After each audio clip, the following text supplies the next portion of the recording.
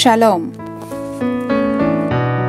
ఆదికాండము 50వ అధ్యాయము 20వ వచనము. Genesis chapter 50 verse 20. మీరు నాకు కీడు చేయ ఉద్దేశించితిరి కానీ నేటి దినమున జరుగునట్లు అనగా బహు ప్రజలను బ్రతికించునట్లుగా అది మేలుకే దేవుడు ఉద్దేశించెను. You intended to harm me, but God intended it for good to accomplish what is now being done, the saving of many lives.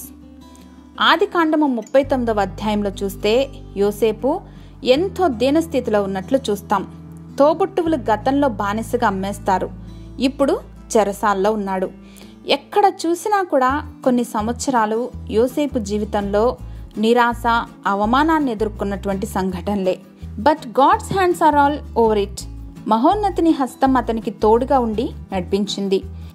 దేవాది దేవుని బలిష్టమైన హస్తముల క్రింద దీనమనస్కుడై తగ్గించుకుని జీవించిన యోసేపును దేవుడు తగిన సమయంలో ఉన్నత స్థానంలో నిలవబెట్టారు. చెరసాల నుండి ఏకంగా దేశ ఉపాధ్యక్ష పదవికి ప్రమోట్ అయ్యాడు.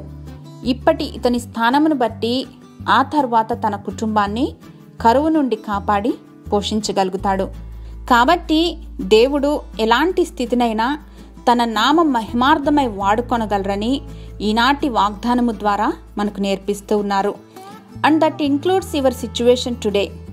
ఈరోజు మీరే స్థితి గుండా వెళ్తున్నా సరే గుర్తుంచుకోండి, దేవుడు ఇంకా మీ పట్ల గివప్ చేయలేదు.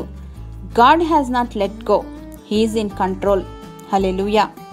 పరిపూర్ణుడైన మా ప్రియ పరలోకపు తండ్రి, సమస్తం మా మేలు కొరకే సమకూడి జరుగుచున్నాయని జ్ఞాపకం చేసినందుకు యేసుక్రీస్తు వారి ఘనశ్రేష్ఠ నామంలో కృతజ్ఞతలు సమర్పిస్తున్నాం మా ప్రియ పరలోకపు తండ్రి. ఆమెన్.